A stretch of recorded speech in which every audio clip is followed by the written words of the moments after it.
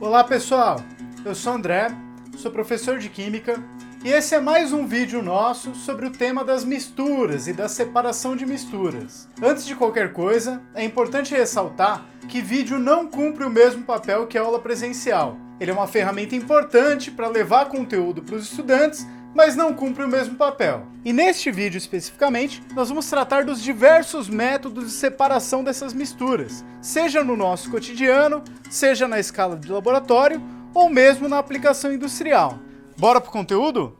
E na nossa aula anterior, sobre substâncias puras, misturas homogêneas, misturas heterogêneas, nós pegamos o exemplo de um copo de água com sal, que é uma mistura homogênea, e de um copo de água com óleo, que é uma mistura heterogênea. Qual das duas é mais fácil da gente separar? Uma mistura homogênea ou uma mistura heterogênea? Bom, vamos lá, vamos ver. Uma fase ela é uma porção de matéria que vai apresentar as mesmas propriedades ou propriedades que vão variar de maneira contínua em todos os seus pontos. Quando eu tenho misturas heterogêneas, ou seja, que possuem pelo menos duas fases, eu posso usar de alguns métodos mecânicos para separar essas misturas, usando talvez suas diferenças de densidade, uma flutua e outra afunda, capacidade de passar por alguma barreira, interação com campos magnéticos e assim por diante. Eu vou começar por diversas possíveis separações associadas pela interação do meu sistema com a gravidade, normalmente pela diferença de densidade de uma porção de matéria ou outra presente ali naquele material. Eu posso usar da diferença de densidade para separar líquidos que contenham sólidos insolúveis, por exemplo, água e areia, ou mesmo líquidos insolúveis entre si, como a água e o óleo que nós já vínhamos tratando. Sólidos que possuam densidades diferentes, como por exemplo a serragem e a areia, podem ser separados usando um líquido ou um gás. E sólidos ou líquidos que estejam dispersos em gases, também tem alguns métodos que a gente pode utilizar para separá-los. Peguei como exemplo aqui a fumaça, que poderia estar saindo de um ônibus, ou um aerossol, de um spray de desodorante, por exemplo. De uma maneira geral, eu vou agrupar esses diversos métodos sob um nome mais geral chamado de decantação, mas nós vamos discutir em específico alguns casos particulares. O caso mais simples, que é o que normalmente é chamado mesmo de decantação, é quando eu tenho que separar um líquido, como água, de um sólido insolúvel nesse líquido, como a areia, por exemplo. Como a areia é mais densa do que a água, se eu deixar este material descansando por um tempo, a ação da força da gravidade vai fazer com que a areia se sedimente, passando por um processo inicial que nós chamamos de sedimentação. Após a sedimentação, eu posso separar esta água dessa areia de algumas formas diferentes. Uma possibilidade é verter cuidadosamente a água que ficou por cima em um outro recipiente. Lembrando que se nós tivermos um sólido aqui muito fininho, ou com uma densidade não tão mais alta que a da água, essa separação pode não ser tão eficiente assim. Outra possibilidade é pegar já um material sedimentado e utilizar um sifão. Coloco uma mangueira sobre o seu líquido, de alguma forma sugo o líquido até chegar no topo dessa mangueira e despejo o líquido num recipiente mais abaixo. Mas às vezes nós temos misturas de sólidos com líquidos insolúveis que ou demoram muito tempo para decantar, ou se a gente esperasse para decantar, essa amostra que nós temos poderia estragar. Um exemplo disso é o que os laboratórios de análise clínicas fazem com o nosso sangue. Na ideia de acelerar o processo de decantação, os tubinhos com sangue, que contêm uma parte líquida, que é o plasma ali, e uma parte sólida, que são as célulazinhas, são colocados para girar a altíssimas velocidades em um instrumento que nós chamamos de centrífuga. Com esse giro a altas velocidades, o efeito de sedimentação, que normalmente nós esperaríamos ocorrer pela ação da gravidade, vai ocorrer de maneira muito mais rápida. E eu consigo separar o líquido que ficará por cima do sólido que vai parar no fundo do tubo. E outra mistura de sólido e líquido que não sedimenta muito fácil é a tinta de parede, que normalmente é feita de partículas bem finas de plástico dispersas em água. E neste caso, é realmente esperado que esse material não sedimente muito rápido, porque senão a tinta estraga antes mesmo do pessoal usar. Mas se você já abriu um pote de tinta que ficou guardado por muito tempo, você já conseguiu perceber essa sedimentação. Nós também podemos separar pelas diferenças de densidades, e também vamos chamar de decantação, dois líquidos que sejam insolúveis entre si. Nosso exemplo mais cotidiano é a água e o óleo que nós usamos na cozinha. Quando eu tenho um copo com água e óleo, a gente repara que o óleo fica por cima, porque ele é menos denso, e a água fica para baixo, porque ela é mais densa. Em um laboratório, nós temos outras misturas de líquidos que também são insolúveis, com outros solventes e água, ou mesmo outros dois líquidos diferentes entre si. E o instrumento que nós costumamos utilizar para fazer essa separação é o funil de decantação. O funil de decantação tem esse formato parecido com uma coxinha. E na sua parte de baixo, ele possui uma torneirinha que eu posso abrir e fechar na hora que eu quiser. A sua saída é um tubinho bem mais fininho do que o corpo do funil. E o que a gente faz para separar as misturas no funil de decantação é deixar esses dois líquidos repousarem e ficarem bem separadinhos aqui no funil, depois abrir a torneira e deixar o líquido de baixo escoar cuidadosamente e depois fechar a torneira para ter apenas o líquido de cima separado ali. Muitas vezes é desprezada uma pequena quantidade dos dois líquidos que ficaria na fronteira, e por isso seria mais difícil de separar. Para isso, basta coletar praticamente todo o líquido de baixo em um recipiente, depois pegar um segundo recipiente e coletar o finzinho do líquido de baixo e o começo do líquido de cima, trocar novamente de recipiente e coletar o líquido de cima. Outras formas de separação das misturas pelas diferenças nas suas densidades ou em suas massas, que por esse motivo nós vamos colocar no grande guarda-chuvão da decantação, mas que recebem nomes específicos, seria a separação de sólidos com densidades diferentes, usando para isso um líquido ou um gás. E a primeira possibilidade que eu vou levantar aqui é a flotação.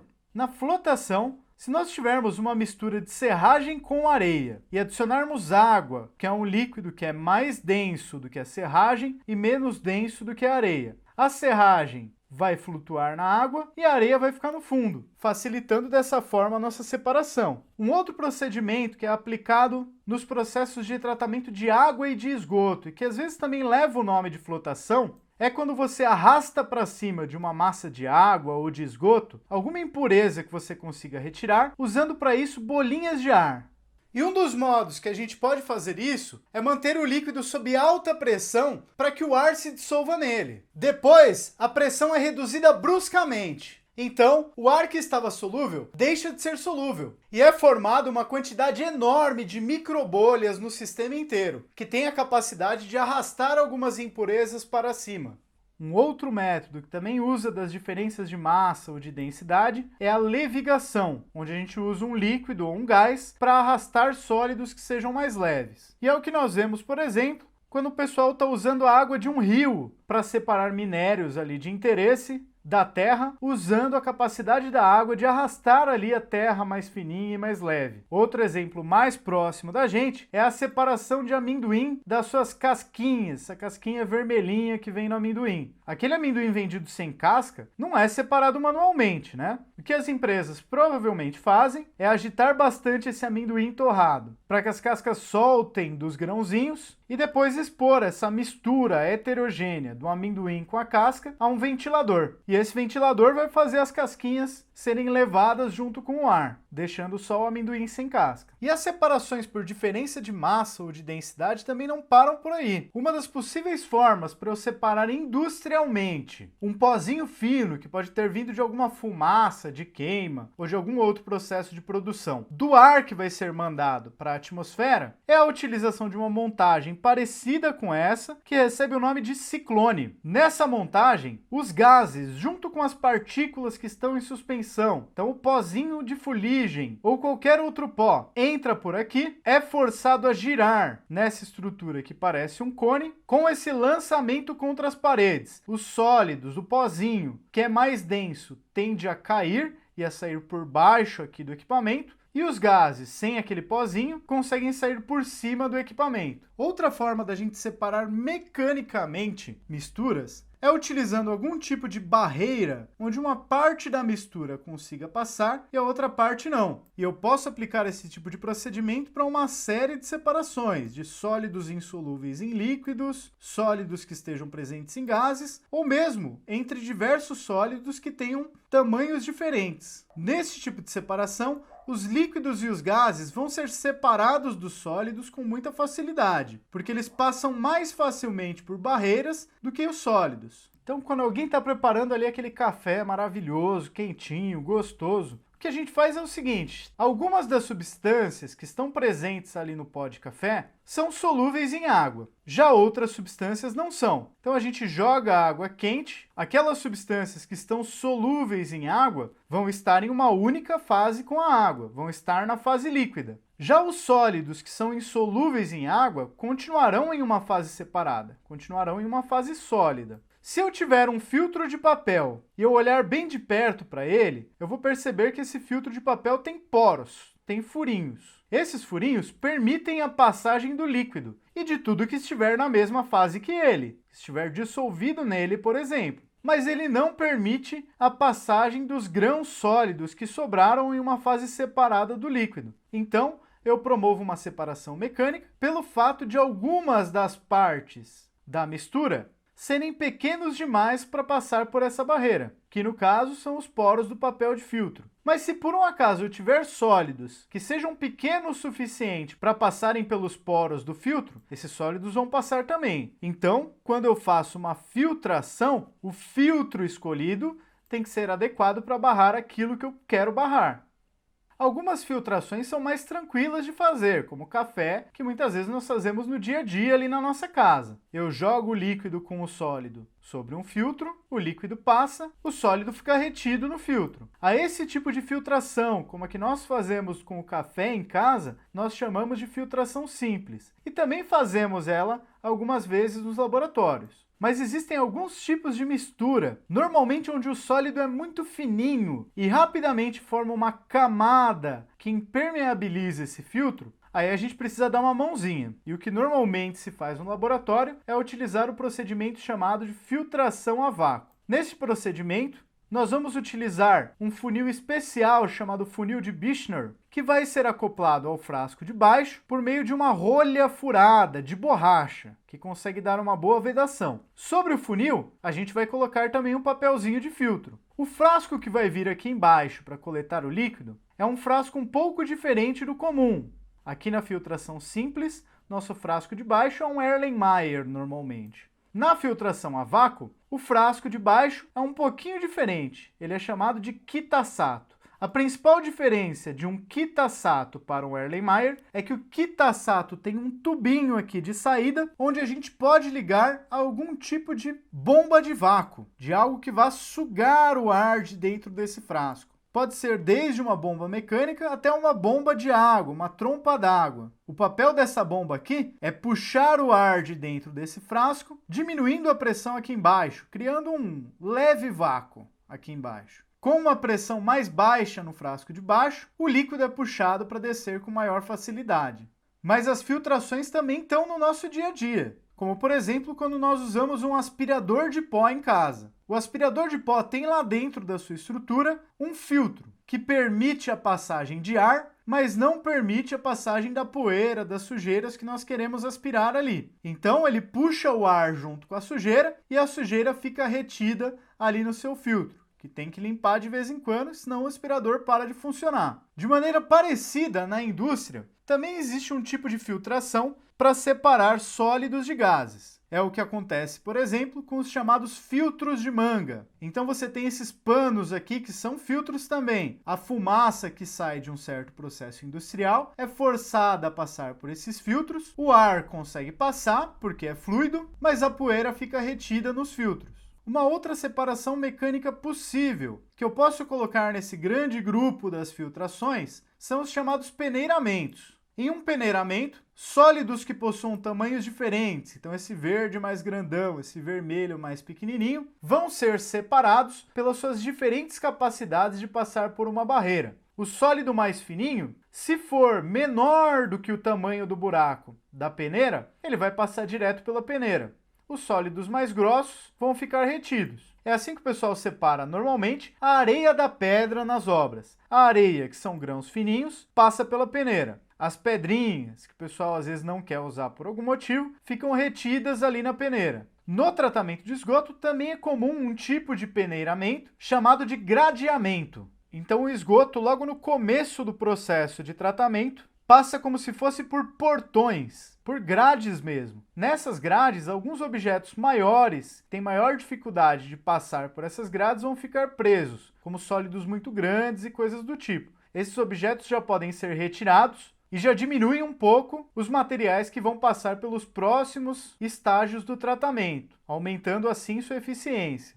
Depois, o esgoto ainda vai passar por uma série de outros procedimentos, como decantações, peneiramentos mais finos e mesmo filtrações. E o tratamento de água para consumo humano e o tratamento de esgoto são basicamente uma combinação de diversos métodos de separação de misturas, combinados com outros procedimentos químicos e biológicos. Um outro tipo de separação mecânica, que também pode ser efetuado, é quando eu tenho uma mistura heterogênea de substâncias que interagem de maneira diferente com campos magnéticos, como, por exemplo, uma mistura de um pozinho de ferro, uma limalha de ferro, com areia. Essa limalha de ferro será atraída por um ímã. Já a areia não. Em larga escala, esse tipo de separação é utilizado às vezes nos ferros velhos, para capturar as sucatas de ferro e poder levá-los, por exemplo, para uma reciclagem. Um método de separação bastante importante ao longo da história, mas que muitas vezes não se dá muita bola, é um método chamado de catação. É esse método que nós usamos, por exemplo, quando vamos escolher feijão, para ver se tem alguma pedrinha, algum galinho ali no meio. Quando a gente está separando os grãos de feijão de outras impurezas que nós não queremos, nós estamos aplicando um método de separação que é o método de catação. Neste caso, o agente da separação, a força da separação, é a nossa própria mão ali, né? E só para demonstrar que esse método de separação não é uma bobagem, o famoso cientista Louis Pasteur teve um importante trabalho científico separando visualmente cristais diferentes obtidos a partir do vinho. Ah, beleza! Já vimos que nós podemos separar mecanicamente misturas que sejam heterogêneas, mas nem todas as misturas são heterogêneas, algumas são homogêneas. Para isso nós precisaremos primeiro separar essas substâncias contidas na mistura em fases diferentes, para depois poder separá-las. Esses métodos de separação que nós vamos aplicar às misturas homogêneas, nós vamos chamar de métodos físico-químicos de separação. E nós vamos analisar primeiro a situação onde nós vamos passar uma parte dos componentes para a fase gasosa e manter os demais como sólidos ou líquidos. A gente pode aplicar isso para separar água de sal, ou para separar algumas misturas bastante complexas, com muitas substâncias, como o petróleo. Outra possibilidade é se nós quisermos separar os componentes presentes no ar atmosférico. Esse tipo de separação vai ser aplicada para o caso de líquidos e sólidos solúveis, então a água e o sal é um exemplo disso, líquidos com temperatura de ebulição diferentes, e o petróleo é um exemplo disso, gases com temperatura de ebulição diferentes, ou mesmo sólidos que tenham pontos de fusão diferentes entre si. E um primeiro exemplo, já com uma aplicação de larga escala, é o processo de evaporação, que vai levar em conta que substâncias diferentes têm pontos de ebulição, têm tendências a virar vapor diferentes entre si. Nesse tipo de procedimento, parte dos componentes passa para a fase gasosa e mantém os demais como sólidos ou líquidos. Esse procedimento é aplicado para a obtenção em larga escala do sal de cozinha. A água do mar é colocada para evaporar em algumas poças rasas. Evaporando a água do mar, sobra o sal ali para ser utilizado pelas pessoas. Se eu quero separar líquidos de sólidos que estejam dissolvidos neles, uma das possibilidades que eu tenho é realizar uma destilação simples. Neste procedimento, eu pego, por exemplo, minha água com sal dissolvido aqui, coloco em um recipiente de vidro, neste caso aqui um balão de fundo redondo. Esse balão ele vai ser sujeito a algum tipo de aquecimento. Esse aquecimento vai fazer a água evaporar, mas o sal não vai evaporar. Eu mantenho esse recipiente de vidro fechado e o ligo ao que eu chamo de um condensador. Um condensador é um tubinho de vidro por onde vai passar o vapor, revestido por um outro tubo de vidro, onde eu deixo entrar água fria e corrente por baixo e deixo sair água por cima. Reparem que essa água que está entrando e saindo não tem contato com o vapor de água que veio do meu balão. Ela está em uma capa mais externa do tubo. O vapor está passando por esse tubinho fechado por aqui. Esta água que está entrando e saindo serve apenas para esfriar este vapor e transformá-lo em líquido de novo. Ou, como o próprio nome já diz, serve para condensar o vapor. Dessa forma, o vapor de água que estava passando por esse tubo vai esfriando com a água fria que está passando pelo tubo de fora e vai gotejando num outro recipiente. Conforme a água no balão evapora, sobra o sal e eu consigo obter a água do outro lado. E neste exemplo, pode parecer estranho eu estar tão preocupado em recuperar assim a água que estava dissolvendo o sal. Deixa evaporar, ué! Mas em algumas misturas, é justamente o líquido, que não necessariamente é a água, que precisa ser recuperado, que precisa ser obtido do método de separação. E um exemplo disso é a extração de óleos essenciais a partir de plantas. Outro método de separação que é bem semelhante à nossa destilação simples, mas que leva também o nome de evaporação, é quando nós usamos um equipamento chamado evaporador rotativo. Neste evaporador, a mistura também é colocada em um recipiente que vai receber calor de alguma fonte. Os vapores também passam por um condensador, onde pode passar água fria, mas muitas vezes se usa o próprio ar mesmo para tirar calor desse vapor, e eu vou coletar o condensado aqui em outro recipiente. Tá, mas qual que é a diferença de um evaporador rotativo para uma destilação simples? Tem algumas misturas de sólidos solúveis em certos líquidos que se eu elevar muito a temperatura, eu vou ter a decomposição. Vão acontecer reações químicas com um ou mais componentes ali envolvidos. E é possível que você saiba do seu cotidiano que se eu tenho uma mistura de água com açúcar e levo ela para o fogão para evaporar a água e separar o açúcar, eu não vou obter açúcar no final. Eu vou obter, na verdade, um caramelo. Ou mesmo uma calda de açúcar. Então, para algumas misturas, a gente precisa fazer algo parecido com uma destilação ou com uma evaporação, mas que não ocorra a temperaturas muito altas. Eu citei o exemplo do açúcar, mas para a síntese de alguns medicamentos ou de algumas substâncias mais complexas, é muito comum nós termos que tomar alguns cuidados desse tipo. Então, esse evaporador rotativo vai ficar em um banho térmico aqui que não precisa estar a uma temperatura muito alta. O resto tudo é quase a mesma coisa que a destilação. Mas neste equipamento eu posso ligar aqui esse sistema também a uma bomba de vácuo, que vai diminuir a pressão no sistema como um todo, fazendo com que as substâncias virem vapor, mesmo a temperaturas mais baixas, sem degradar essas substâncias. Bom, mas se eu tenho uma mistura de líquidos que possuem temperaturas de ebulição diferentes, a destilação simples muitas vezes não dá conta de separar essas misturas, porque na destilação simples há uma probabilidade muito grande dos dois líquidos quererem ir junto para o vapor e eu acabar não separando nada. Para dar conta desse tipo de situação, nós fazemos a chamada destilação fracionada, que é basicamente a mesma coisa que a destilação, só que na saída do balão que tem a mistura sendo aquecida, eu boto barreiras, eu boto dificuldade para o líquido que tem menos tendência a virar vapor chegar até o nosso condensador. Então eu posso, por exemplo, fazer o vapor que sai aqui do balão passar por um tubo de vidro cheio de bolinhas de vidro ou bolinhas de porcelana ou algum outro tipo de barreira, que vão tender a fazer que líquidos que são mais difíceis de evaporar condensem de novo e escorram aqui para baixo, deixando passar apenas os líquidos mais voláteis. Durante a evaporação do líquido mais volátil, a temperatura medida aqui no termômetro será a temperatura de ebulição desse líquido. Se eu olhar no termômetro e a temperatura começar a subir novamente, eu preciso parar meu experimento e trocar o recipiente aqui embaixo, porque já é outro vapor que está passando. E nesse procedimento, eu preciso ter cuidado com aquelas misturas que formam azeótropos, porque os azeótropos passam do líquido para o vapor com as duas substâncias juntas, sem separar, como se fosse uma substância pura. Logo, misturas azeotrópicas não podem ser separadas simplesmente por destilação.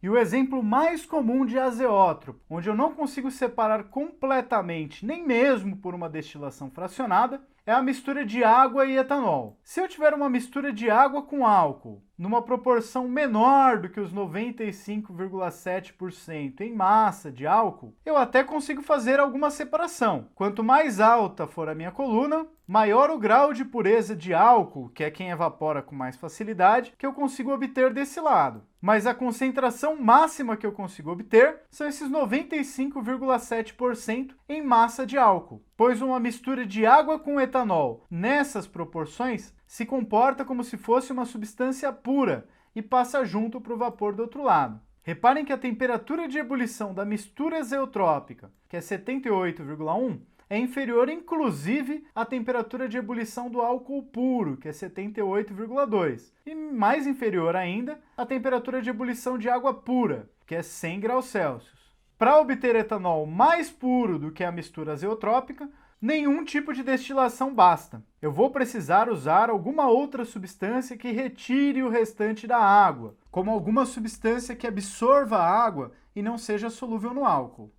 Uma aplicação de larga escala da destilação fracionada é na separação dos derivados de petróleo. E o princípio aqui é basicamente o mesmo da destilação fracionada em pequena escala no laboratório, mas as dimensões, essas são bem diferentes. Na destilação fracionada de laboratório, aquela coluna que tinha uma altura ali de alguns centímetros, no máximo 1 metro, é substituída na escala industrial do petróleo por uma torre que é do tamanho de um prédio. E nessa torre serão retiradas, em diversas alturas da torre, parcelas com composições químicas diferentes e também diferentes aplicações. As parcelas que evaporam com mais facilidade vão sair nas partes superiores da torre. Quanto mais difícil de evaporar, mais para baixo da torre vai saindo aquela parcela. E lá para baixo da torre eu consigo retirar aqueles restos que vão ser usados, por exemplo, para fazer o nosso asfalto. Um outro método análogo, que também utiliza a transformação de líquido em vapor e vapor em líquido, é a destilação fracionada do ar, ou liquefação do ar. Nessa destilação, eu preciso trabalhar com altíssimas pressões e temperaturas bem baixas, porque eu estou tratando de substâncias que nas condições ambiente são gases. Então, para serem liquefeitas, precisam estar a temperaturas bem baixas e possivelmente pressões bem altas. Então, eu entro com uma quantidade de ar liquefeito a baixíssimas temperaturas e altas pressões e eu consigo retirar nas partes mais superiores da coluna as parcelas com os pontos de ebulição mais baixos, como gás nitrogênio. Na parte inferior da coluna, saem as parcelas do ar com ponto de ebulição mais alto, como por exemplo o gás oxigênio. Além dos pontos de fusão e ebulição, nós podemos fazer separação físico-química de misturas através das diferenças de solubilidade. Um exemplo bem simples de se fazer em casa é uma mistura de areia e sal. Então, este método consiste basicamente em deixar uma parte dos componentes da mistura solúvel na fase líquida e uma parte na fase sólida. Eu posso usá-la para separar sólidos que tenham diferentes solubilidades em determinado solvente. Um dos sólidos é solúvel em um solvente e o outro não. Ou mesmo sólidos que sejam ambos solúveis em um solvente, mas um é mais solúvel a uma temperatura do que o outro. E uma possibilidade de mistura para eu separar dessa forma é uma mistura de areia com sal. Se eu adiciono água à mistura de areia com sal, o sal é dissolvido e a areia não. A areia pode ser retirada da mistura por meio da filtração ou mesmo da decantação. Partindo da mistura de água e sal dissolvido, que eu já tirei a areia fora, eu posso evaporar a água para obter o sal sólido ou mesmo fazer uma destilação. Esse procedimento é chamado de dissolução fracionada. E como a dissolução fracionada depende de haver um comportamento diferente de solubilidade dos sólidos em um determinado solvente, ou mesmo em diferentes temperaturas, eu sabendo qual é a composição dos sólidos que eu pretendo separar, eu vou precisar fazer uma análise da sua solubilidade a depender da temperatura. Por exemplo, a uma temperatura próxima de 60 graus Celsius, o sal dicromato de potássio é tão solúvel em água como o cloreto de sódio. A temperaturas mais altas, ele é muito mais solúvel em água. Eu dissolvo uma maior quantidade desse sal para uma mesma quantidade de água. Mas a temperaturas mais baixas, o cloreto de sódio é mais solúvel na água. Então eu posso brincar com isso, da temperatura, para escolher qual sal eu vou querer deixar dissolvido na água e qual sal eu vou querer separar por filtração, por exemplo. E os comportamentos dos sais são os mais diversos. O cloreto de sódio, nesta faixa de temperaturas, parece ter uma solubilidade que varia de forma linear com a temperatura. Já o nitrato de potássio tem uma curva um pouquinho diferente. E eu chamo a atenção de vocês aqui para este sal aqui bem diferente, que é o sulfato de sério 3. Enquanto a maioria dos sais fica mais solúvel em água, quanto mais alta for a temperatura, o sulfato de sério 3 diminui sua solubilidade conforme a temperatura aumenta. Engraçado, né? Comportamento bastante incomum.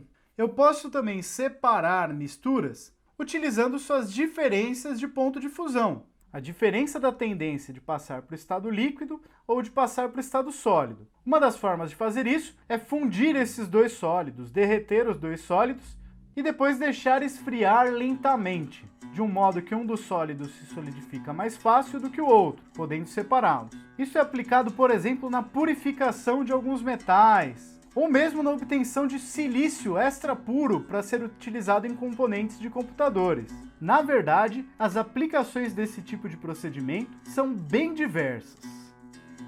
Bom, pessoal, é isso aí. Espero que vocês tenham gostado. Fiquem de olho nos próximos vídeos do canal e até mais!